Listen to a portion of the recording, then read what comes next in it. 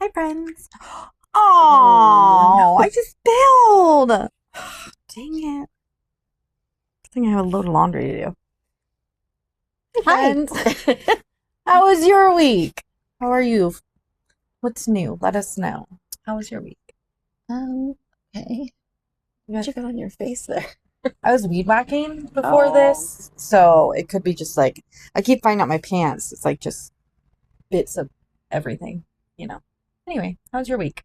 It was all right. How about you? It was okay.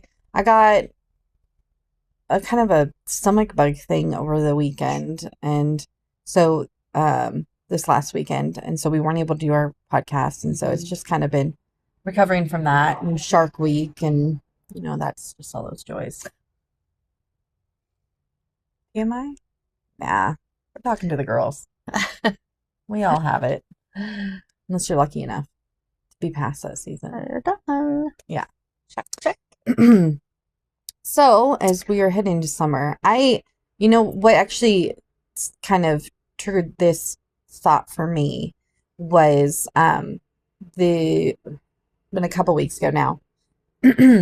I was talking to a girl at church who's a teenager. She's 15. She's turned 15. And I said, "What's your plans for summer? Are you gonna, what are you gonna do?" And she's like, I'm actually just like hoping to just hang out with my friends and be really chill. Because by next year I'll probably have a job, and so I just want to enjoy it. And I was like, you know what? That is such a good perspective. And I think you should, because like you're gonna blink and you're gonna be an adult, and so much of that summer is just gone. And what summer is gone. The essence of the summer, essence of summer is gone. And there are things we still enjoy about summer and adulthood, but it's not the same. You have to work, you have a job, you have responsibilities. And so that just made me think about like what was summer like growing up, and then maybe we could maybe trounce around into how we could maybe capture that even as an adult. So yeah, maybe we'll start with yours because you're a little bit farther. What was summer like for you growing up? I think, I was still, my mom didn't go to work until I was like 6th or 7th grade. And so I grew up mostly with a stay-at-home mom. Mm-hmm. And I think that definitely changes the dynamic, of summer, right? Because when I think of summer, I think, school's out. You don't have to think about school. You don't have to get up early. You're not on a schedule. You don't have all these routine things. It's about sleeping in and playing outside all day, Yeah. Growing up in Washington, it wasn't always sunny every day of summer, but yeah, it was sprinklers and but I think the big thing was just this ungoverned big pocket of time. Yeah. Sometimes there was a family vacation in that, but it wasn't like everything got more lax. You could do what you wanted. Yeah, it was just a little bit more laid back. I don't know. I think it's like the essence of childhood, And it looks different, I think, depending on your circumstances. If, you have working parents. I mean, my summers definitely changed when my mom went to work because she wasn't 100%. It was one thing for me to come home from school and be by myself for a couple hours before they got home. But it was another thing to be home all day alone.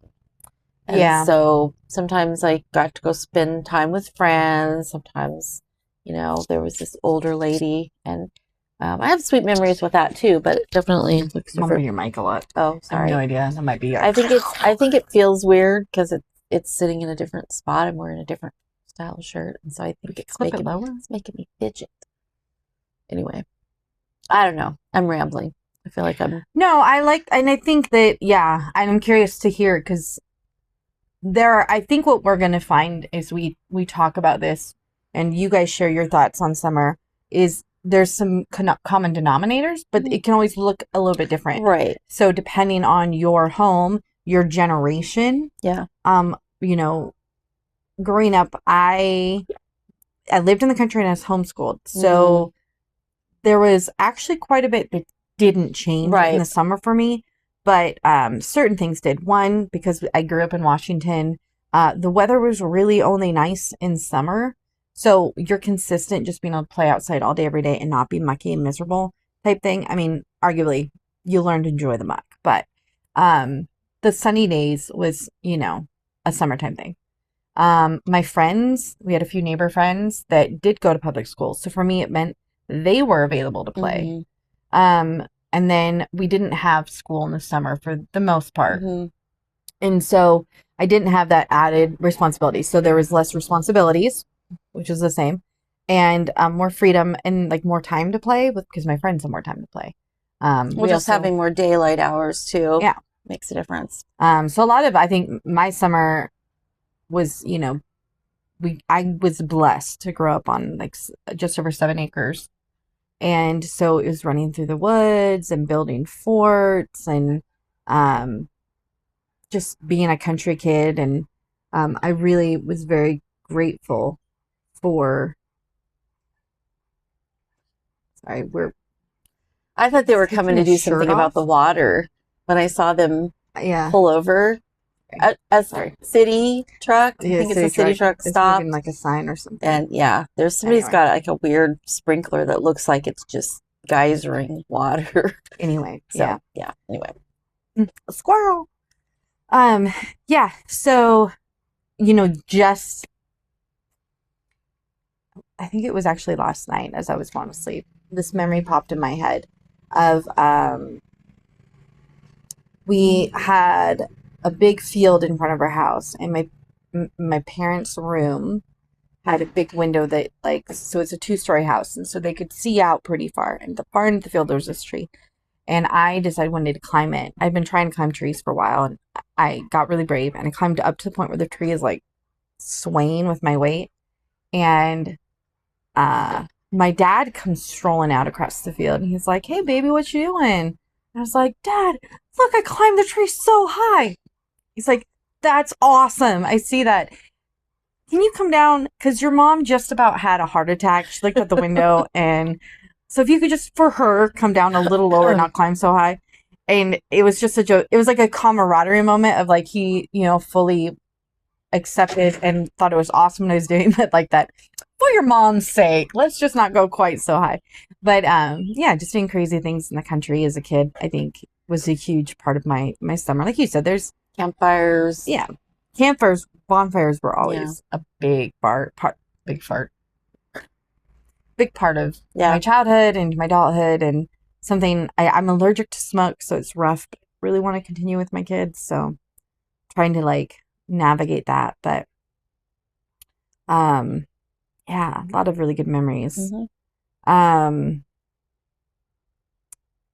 So I think, it's like you hit adulthood and the responsibilities hit, and should have muted my phone. It's gone off twice now.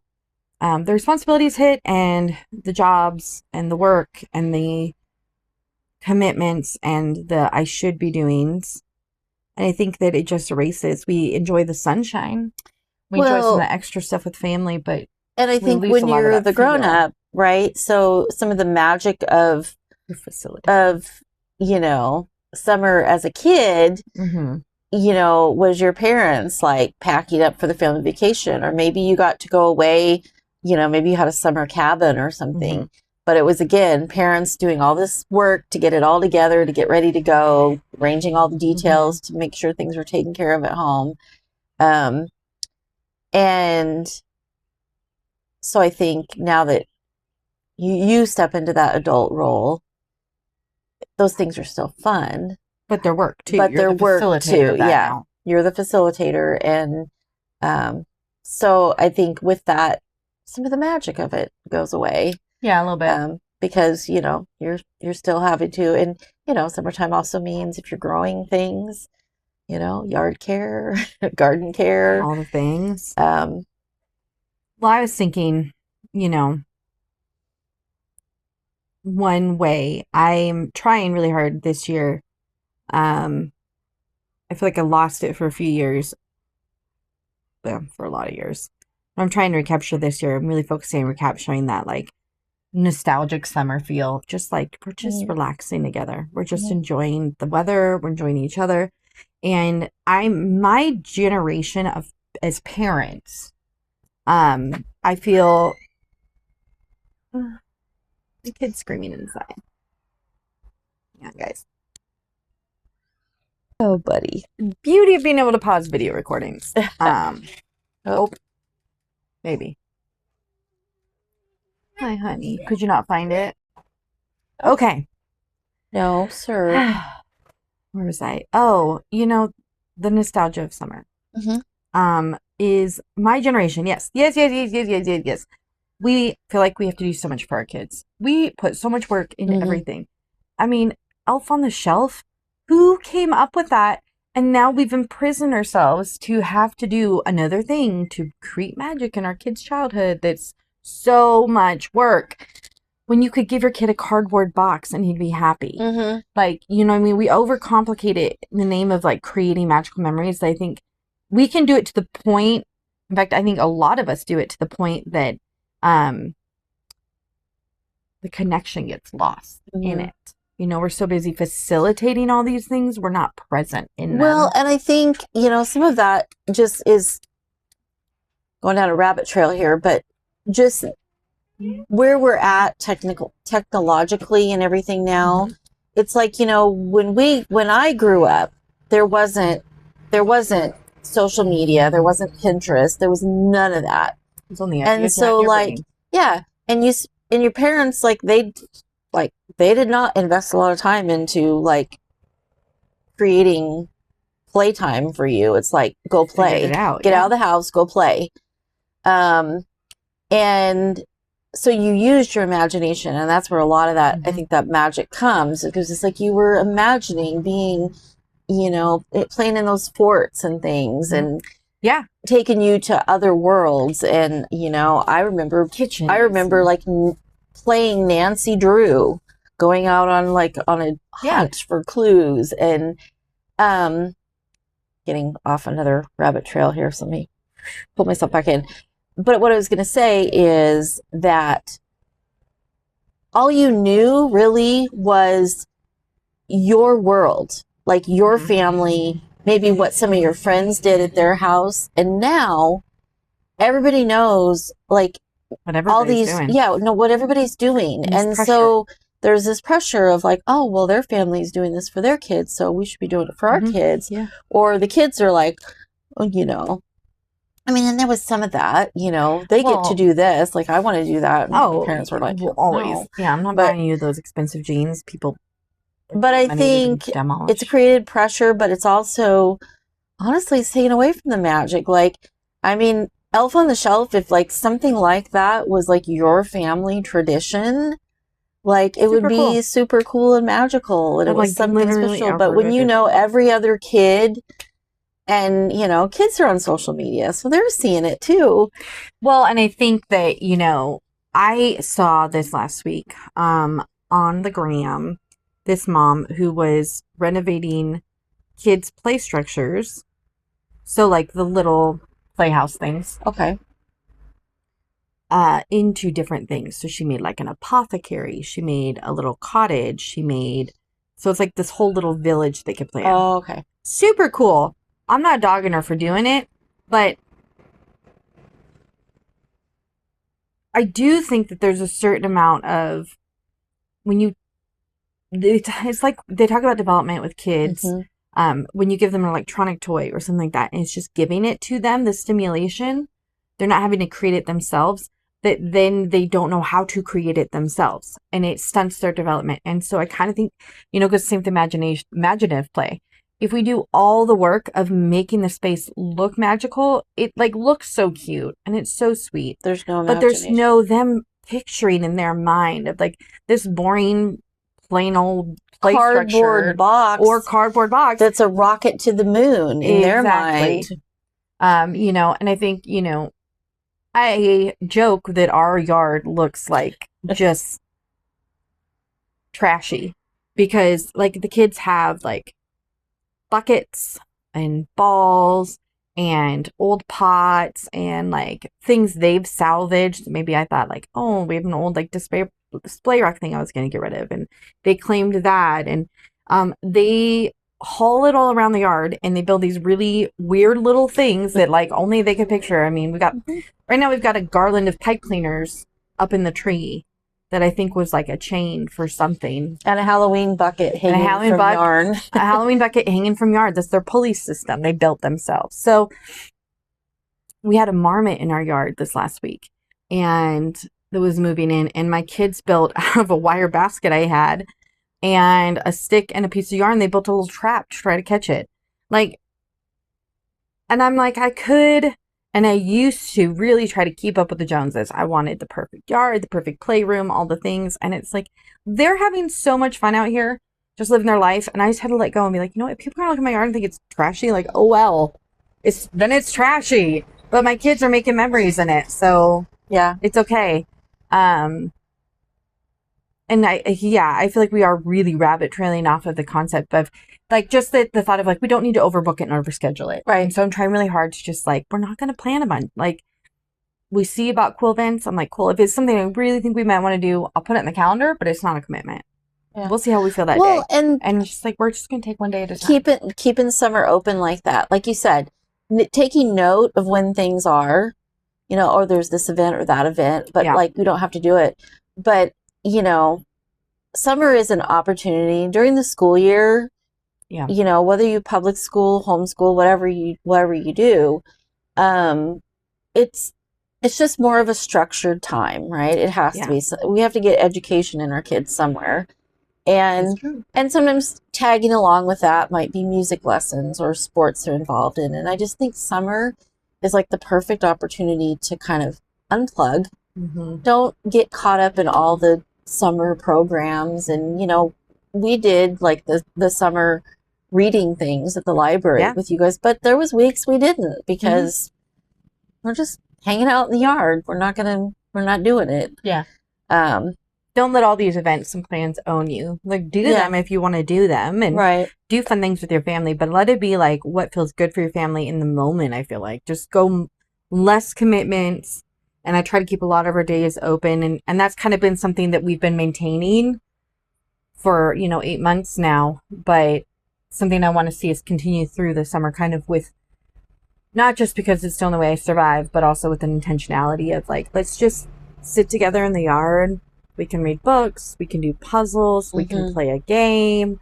Let's eat dinner outside. Let's just kind of take it slow. And give ourselves a lot of grace. And I am incredibly blessed to be a stay-at-home mama. So for me, I do have a lot of freedom that I can do a lot of those things during the day and chill. And I know, some people aren't, and you have to work, which is all more important to like keep those evenings and those weekends open for just opportunity to rest and enjoy the sunshine as a family, as an individual, as a couple. Yeah. I remember at times, just the impromptu, our go-to was to go to Albertsons to get the chicken dinner deal and throw some stuff in the picnic basket in the cooler, and we'd go down to the river and have a picnic. And a lot of times it was not a plan. It was just, it was warm, didn't really feel like cooking, or didn't really feel like what I had planned. And so it's like, well, let's go do this. And I think when you have left that margin you have an opportunity for those things. Or, if one of your friends says, oh, hey, we were going to do a cookout tonight. You want to get together and do a cookout? Yeah, sure. Yeah. So if I already had plans, if I was already committed, I mean, that's just sign them up for all the programs. Life advice, keeping margin in your. You'll hear us say it a lot. Yeah. I just think there's a lot of value in it. Just taking it slow, enjoying the sunshine, breathing deep, smelling the roses, making the most of summer. I do think that summers go by quick, though. They do. One thing I kind of intentionally set was to do 1 or 2 hikes a month. Because last 2 years we've been like, we're going to go hiking. And we blink, summer's over, and we don't do it. So I do have some of those goals, but they're loose and they're... the thing about going to nature that I feel like is a little bit different is that it's almost always extremely restorative. So compared to going to an event or whatever, or show or a thing, that a lot of times can be very stimulating, very overwhelming. It can be a lot of fun, but still it has all those other like detractors.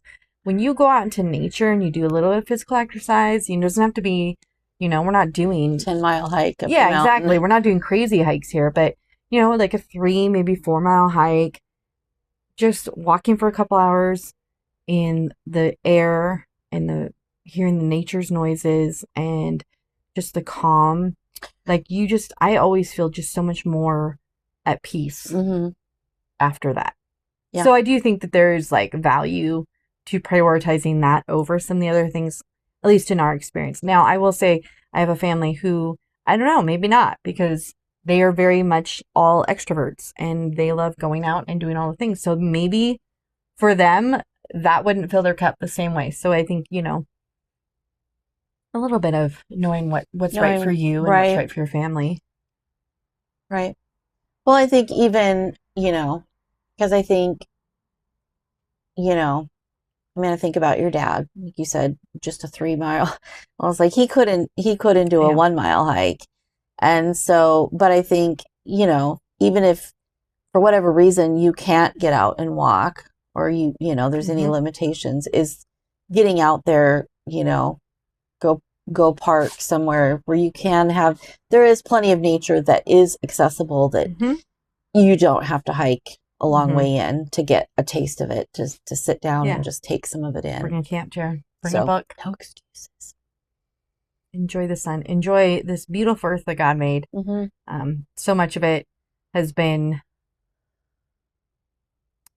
I didn't say so much of it's been paved over. I mean, obviously, yeah, a lot. But more, I think that we tend to all live within the paved over parts. And there's so much just stunning beauty out there to behold and to fill your cup. Well, and I think you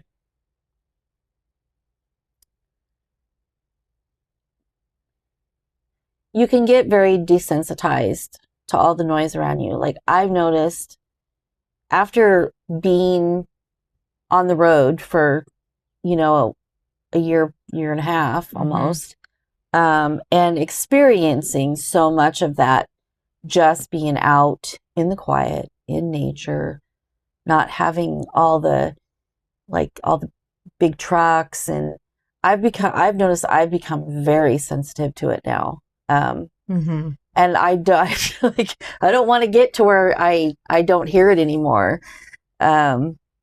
because it's so restorative. When we went on that hike, it was just like my soul has been craving this, because you sit out in the yard and that's great until the big truck comes bombing by. And I have to post, I took a video for it's 15 seconds of just it's so quiet. There's the rustling of the grass and some birds chirping. It was just so nice. And I think being alone with your thoughts, slow down the busy. Because I think we just, I know I was in those seasons of life where you're in the busy of this season, but your brain is already calculating ahead to next season and what all you have to do and should do, and da da da da da, and that you miss, in the quiet where we hear things. It's true. Well, it's true. We kind of went some nostalgia of summer, my friends. Yeah. Yeah. So I'm curious, what are your thoughts? What ways do you hope to recapture maybe some of that summertime feeling this year? And yeah, I don't know. I don't think I have particularly any other thoughts. Warming up. Yeah, it is. Getting a little sweaty. But I hope you guys have a beautiful week, and care yourselves, and we'll see you next week. Bye, friends.